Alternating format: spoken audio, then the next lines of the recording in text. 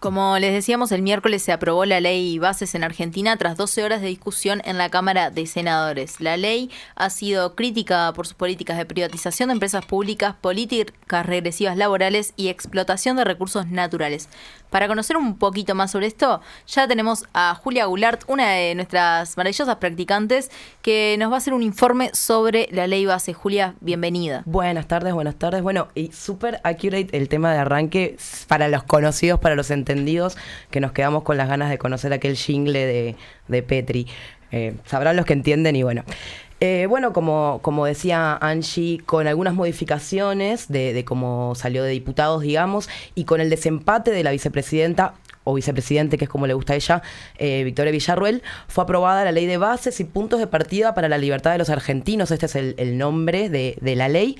Es una ley que sintetiza los principales ítems que desea establecer el gobierno de la Libertad Avanza, que es el partido de Javier Milei, para cumplir su proyecto país, ¿no? Esta ley incluye, como decía ya Angie, una fuerte reforma laboral, la entrega al presidente de facultades especiales, o sea, la posibilidad de gobernar sobre muchos temas por decreto sin pasar por el Parlamento, y habilita algo que ya se estuvo conversando acá bastante, que es el RIGI, el régimen de incentivo a las grandes inversiones, un paquete de medidas que da beneficios a los empresarios que busquen hacer grandes inversiones. Está en gran parte asociado con las actividades primarias y al extractivismo, y a la misma vez con la venta de empresas nacionales, ¿no? Estas dos cosas, estos 3 puntos, son claves para el gobierno de la Libertad Avanza, que necesita 2 cosas para mantener su gobierno, que una es dólares y la otra son muestras de poder político. La aprobación de esta ley genera grandes cambios en la vida de los argentinos, que no tardaron en salir a manifestarse pacíficamente en múltiples formas y a lo largo de todo el país, nuevamente fieles a sus promesas de campaña. Este gobierno, que más o menos cumple sus promesas de campaña, hizo un desmedido operativo de represión, balas de goma, rociamiento de gas lacrimógeno a muy corta distancia, que es como algo medio nuevo que se está usando. Hay una cuestión con los gases lacrimógenos que trascendió que muchos estaban vencidos, y vale decir que cuando un gas lacrimógeno está vencido puede ser nocivo e incluso llevar a la muerte. O sea, son muchas las personas que están hospitalizadas en instituciones oftalmológicas, por ejemplo, por este motivo. Es fuertísimo. Y además se pueden ver imágenes del rociamiento muy directamente. Sí. Entonces, Patricia Bullrich sosteniendo esta idea de neutralizar cualquier tipo de respuesta popular. Para entender un poco esto, estuvimos hablando y le queremos agradecer mucho a Matías Colombati. Es un periodista que, muchos conoceremos de radios como Rock and Pop, Futurock, El Destape, Continental, Gelatina, un periodista de todos los tiempos. Y pero antes de entrar en lo que nos contaba Mati, quiero explicar un poco el panorama político, cómo se da esta división de escaños, si se quiere, dentro del Senado. La ley se aprueba con el desempate de Villarruel, cuenta con el apoyo del PRO y los sectores macristas, si se quieren, y de toda la Unión Cívica Radical, excepto de su presidente Martín Lustó. Ya vamos a hablar de esto, que es muy interesante, y obviamente de los 7 senadores correspondientes al gobierno de la Libertad Avanza. Los 36 votos afirmativos, fueron 36 afirmativos y 36 negativos, con el desempate de Villarruel. Los negativos fueron los 33 senadores de Unión por la Patria, o sea, del peronismo, los senadores provinciales de Santa Cruz, José María Carambia y Natalia Gandano, que en su momento fueron contemplados por el oficialismo como posibles adherentes, pero después, ellos dijeron no confiar en que se respeten las modificaciones, y después vamos a ir a este tema de las modificaciones. Terminaron votando en contra. Qué sorprendente lo de Lustó. ¿Qué nos puedes contar un poco sobre la Unión Cívica Radical? Y también quién es Lustó, para no todos los entendidos de la política argentina. Bien, Lustó es el actual presidente de la Unión Cívica Radical. Es el único en su bloque en votar negativo. Es muy extraño esto. Y pasa que discursivamente el radicalismo se ha expresado como bastante contrario a alguna de las ideas libertarias del gobierno, ya que, para ponerlo en términos uruguayos, el Partido Radical nace como un partido socialdemócrata de centroizquierda, no peronista, pero sí con ideas, si se quiere, hasta marxistas en sus fundamentos, ¿no? El tema es que en la realidad de los hechos, a lo largo de la historia argentina, el Partido Radical ha ido fluctuando sus alianzas políticas de formas muy diversas que se le cuestionan mucho. Son varias las instancias desde este nuevo gobierno en las que, por ejemplo, ellos argumentan en contra, votan a favor. Por ejemplo, algo que se le cuestiona ahora a Lustó es que, él vota en contra, argumenta en contra, pero sin embargo da quórum, es presidente del bloque y no consigue ningún voto negativo y da el quórum. Entonces, un poco sobre la oposición nos hablaba Colombati y lo escuchamos a él, que puede explicar mucho mejor. Hay que considerar que la llegada de Milei al poder se da sobre las ruinas de un sistema político que ha defraudado sistemáticamente en los últimos gobiernos a una sociedad castigada y agobiada por la crisis, por la alta inflación, por las distintas dificultades que atraviesa la vida cotidiana de millones de argentinos. Sobre esas ruinas, el personaje de Milei emerge como una respuesta a esa bronca, a esa insatisfacción democrática y sobre ese panorama complejo que excede incluso a la Argentina, me parece que es un fenómeno mundial. Tanto el peronismo, luego del fracaso en el gobierno, como el radicalismo, que a medida que pasan los años va modificando sus esquemas, sus lineamientos y se va tratando de encontrar con alguna identidad perdida, explican los movimientos de estas últimas semanas en la Argentina, también en un sistema político que le está tratando de tomar el tiempo y encontrar el ritmo a un personaje novedoso, con una forma de actuar y de interactuar con la política que hasta este momento no habíamos experimentado. Bueno, ya lo decía, una forma de actuar política novedosa, ¿no, Julia? Sí, bueno, y también esta ley llega después de varios intentos fallidos de lograr una reforma sustancial en el Estado, que además vienen con estos mecanismos de DNU, que DNU es decreto de necesidad urgente, es lo que nosotros conocemos como LUC. Al principio se llevó esto que conocíamos como la ley Ómnibus, Sí. es aquella, el gran DNU, que bueno, no se logra. Y bueno, de todas formas lo que les decía es que a pesar de que hay recortes y que hay modificaciones, logra tener las facultades delegadas, el RIGI, y mostrarle a los mercados, sobre todo con la reforma laboral y al empresariado, que los tienen de su lado y que tienen el control y tienen el poder. Por eso la reforma laboral es clave en esto, porque además es lo que afecta directamente a los y las argentinas. Esto creo que Mati nos lo va a poder explicar mucho mejor.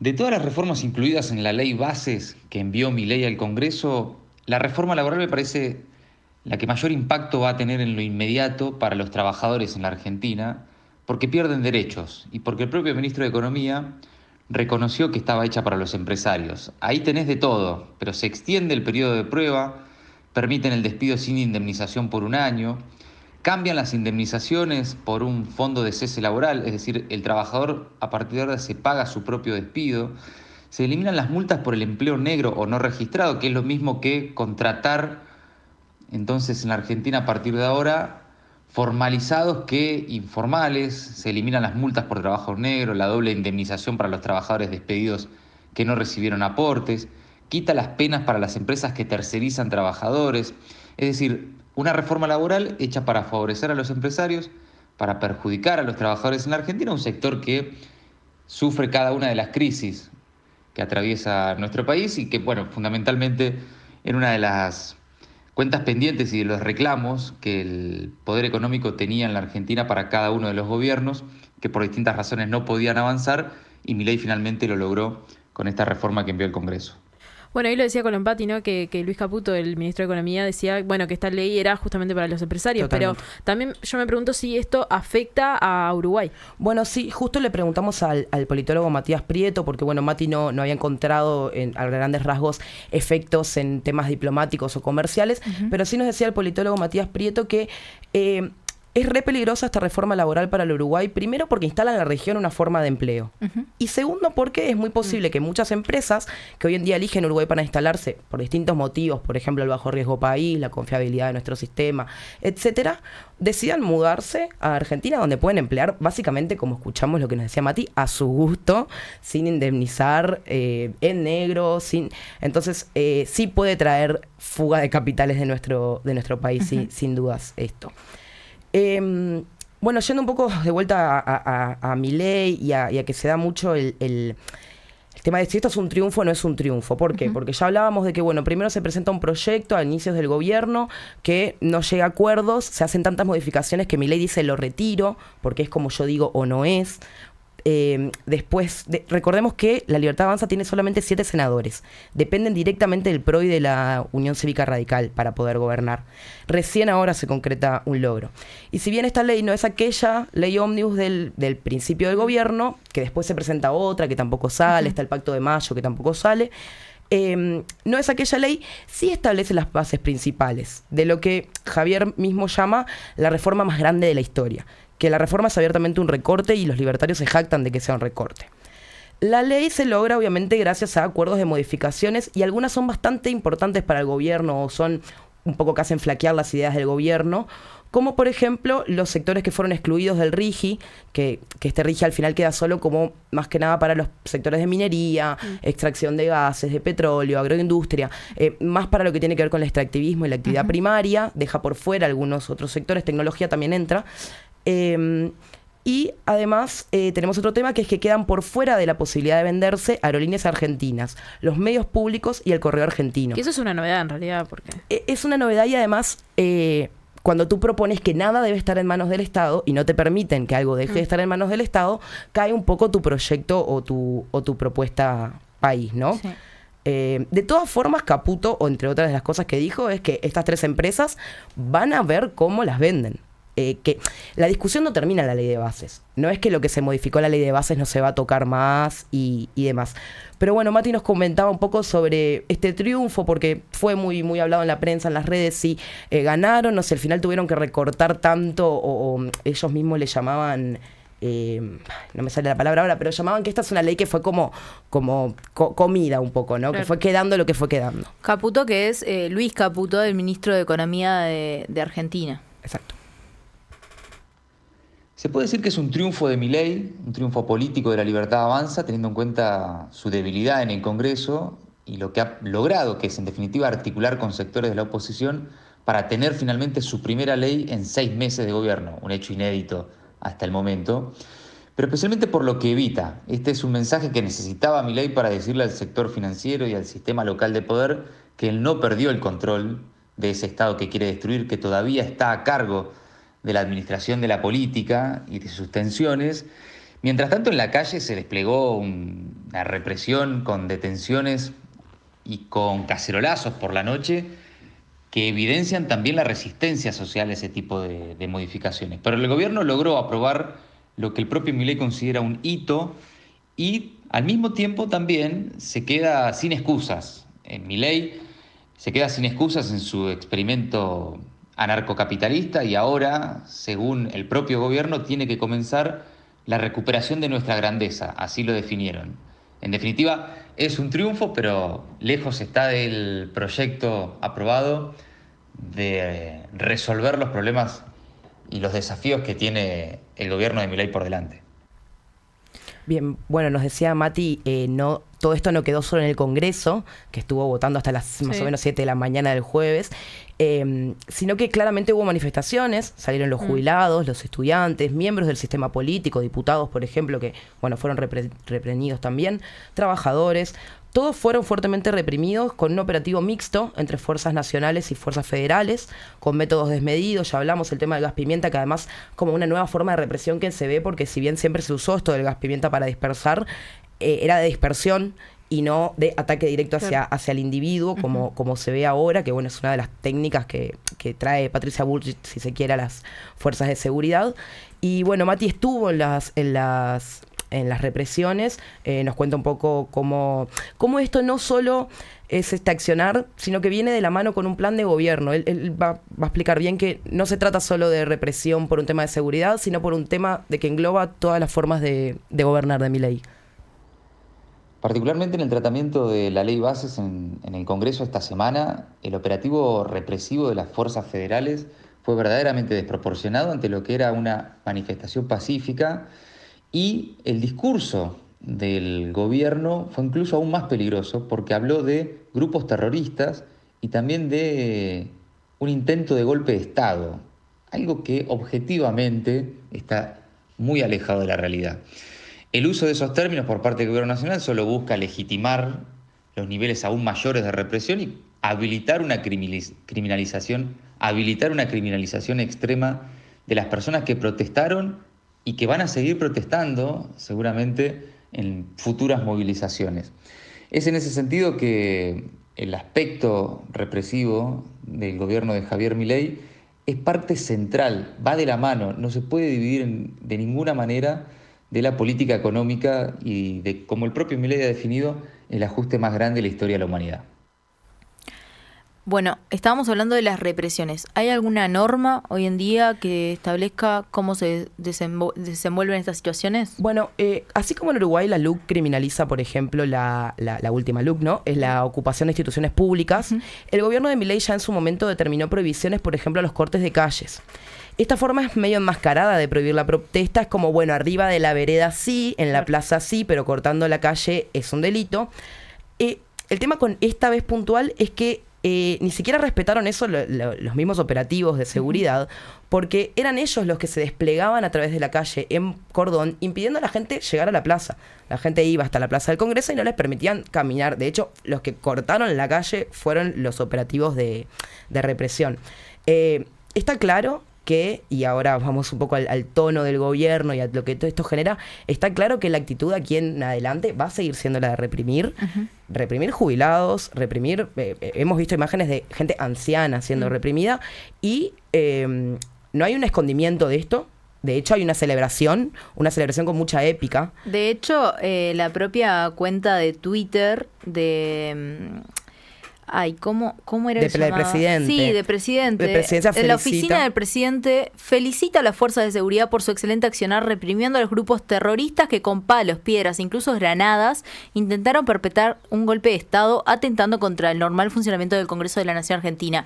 Creo que acá vamos a entrar en el tema del tono, el tono que utilizan. Bueno, me parece fuertísimo los términos. No, hay una confusión de los términos también cuando Javier Milei salía a decir que, bueno, se trató de dar un golpe de Estado, ¿no? El golpe de Estado con palos y piedras. Exacto. Complicadísimo. Que Colombati ya lo decía en el audio. Sí. Y que además trascendieron algunos videos en redes, perdón Julia, porque acá nos adentramos, pero trascendieron videos de personas infiltradas quemando autos, tirando piedras a los policías, que en realidad no eran manifestantes. Incluso hay uno que tenía el buzo de la Libertad Avanza. Exacto. Y hay otro que se lo ve volviendo a entrar a uniformarse como policía de vuelta. De todos los detenidos en la manifestación no se encuentra ningún responsable del hecho, por ejemplo, del auto quemado, que casualmente ese auto prendido fuego por supuestos manifestantes.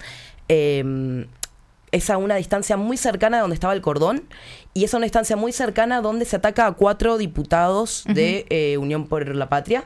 Entonces es como raro, no podían estar los diputados parados charlando, en el video se ve que estaban parados charlando, pero sí puede llegar un grupo de encapuchados a prender fuego a un auto. Llama la atención. Y bueno, el tono de este gobierno, podemos ver las declaraciones o las argumentaciones en el Parlamento de diferentes integrantes, pero me parece muy interesante quedarnos con el presidente y la vicepresidenta. Que tienen mucho que ver con la impronta de este gobierno, ¿no? Bueno, durante las manifestaciones fuera del Congreso, esto sobre Villarruel, ¿no? Sí. Lo que pasaba en el Congreso.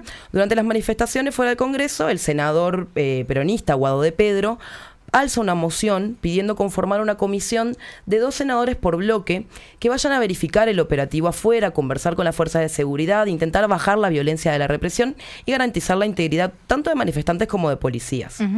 En este accionar, la vicepresidenta, en su función de presidenta de la Cámara, en vez de dar espacio a la votación de la moción como corresponde en las normas de cómo se lleva adelante una sesión, le dice a Guado que cualquiera que quiera abandonar el recinto puede abandonar el recinto y ir a hablar con quien quiere, obviamente sin hacer la pausa, porque además, bueno, supongo que ella interpreta que Guado le quiere arruinar la sesión o algo así. En esta cuestión, Guado le empieza a decir que ella no puede pasar por encima de las normas y que si él presenta una moción, la moción se debe votar. Se da un intercambio acalorado. Él le dice que él ya sabe que ella está a favor de la represión, que ya sabe que está en contra de la democracia, pero que bueno, debe cumplir a esto. Y Villarruel le dice: no me haga entrar en su historia personal, senador. Acá es... sí. Contanos Sí. por qué le dice esto, porque creo que... Claro, Guado de Pedro es hijo de detenidos desaparecidos por la última dictadura argentina. Además fue detenido en las protestas por la hambruna del 2001 por ser manifestante. Y Victoria Villarruel es hija de militares represores de la dictadura, es apologista a la dictadura, es abogada defensora de represores torturadores y además es negacionista de los 30.000 detenidos desaparecidos. Otra cosa interesante de esta forma de hacer política de la Libertad Avanza, de no respetar algunas cosas que vienen de la política de siempre, es que cuando Villarruel, en su rol de presidenta de la Cámara, da el voto de desempate a estos 36 contra 36. Como presidenta, la normativa lo que dice es que ella no puede, o sea, el reglamento dice que ella no puede justificar su voto, simplemente votar.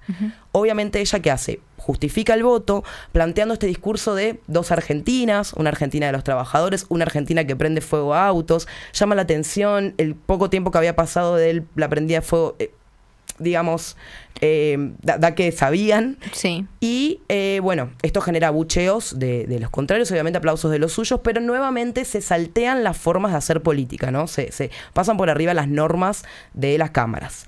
A su vez, mientras tanto, esto pasa en el Congreso, tenemos al presidente Javier Milei en un foro liberal, en el Hotel Hilton. A él le gusta mucho esto de dar discursos en foros, que mientras se daba la discusión en el Congreso y la represión en las calles, aprovechó el discurso para decir que la lucha por la libertad se estaba dando en las calles, haciendo como un poco apología o creyendo como que estaba buena el enfrentamiento que estaban teniendo las fuerzas de seguridad contra los manifestantes.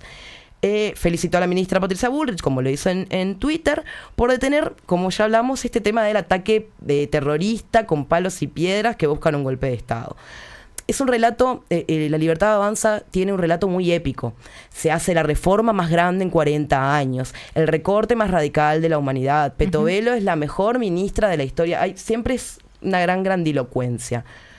No sé si nos queda mucho más tiempo. Nos estamos quedando sin tiempo, Julia. Les tiro una pastillita así última porque me parece que siempre es importante. No habló Cristina, pero retuiteó.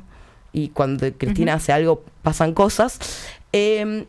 No muy directamente, no tocó al gobierno ni nada, ya sabemos su postura. Lo que hizo fue retuitear un posteo en el que se mostraban como unas listas de Unión por la Patria tenían encabezando a dos hoy senadores, y sus segundas en línea, digamos, la que los acompañaban en la lista, eran dos mujeres de la Cámpora. Y el posteo decía que si estas compañeras hubieran ido primeras en la lista y hubieran salido senadoras, no hubieran tenido que estar rogando que no se venda la patria. Esto como haciendo alusión a ciertos temas internos al momento aquel de armados en las listas de Unión por la Patria. A lo que las redes empezaron, a atacar a diferentes figuras, ¿no? Y a ver quién puede haber sido, qué pasó en las negociaciones y demás. Y quien se dio por aludido y salió a contestar enseguida que él no tenía nada que ver fue Alberto Fernández. Como que continúan las rispideces entre estos dos, ¿no? Que no sabemos si Cristina lo decía por él o no, no sabemos la interna, pero continúa la interna del peronismo, como nos decía Mati, tampoco está como muy armada y no están como muy en paz entre ellos. Y es un contexto complejo, además. Así que veremos cómo se desencadena. Y que Julia capaz en unas semanas nos puede volver a actualizar con esto. Y voy a tener un montón de cosas. Me quedaron pila de cosas para contarles, pero bueno, vayan a Twitter. Ya vendremos con la parte 2 del informe sobre ley bases. Gracias, Julia, por este informe completísimo, y también felicitaciones por tu debut en Comunidad Udelar. Bien, muchísimas gracias, y de vuelta gracias a Matías Colombati, que ayer tuvo un día larguísimo de trabajo a full y estuvo hasta último momento en el corte de los bloques del programa de él contestándome. Ya volvemos para el cierre.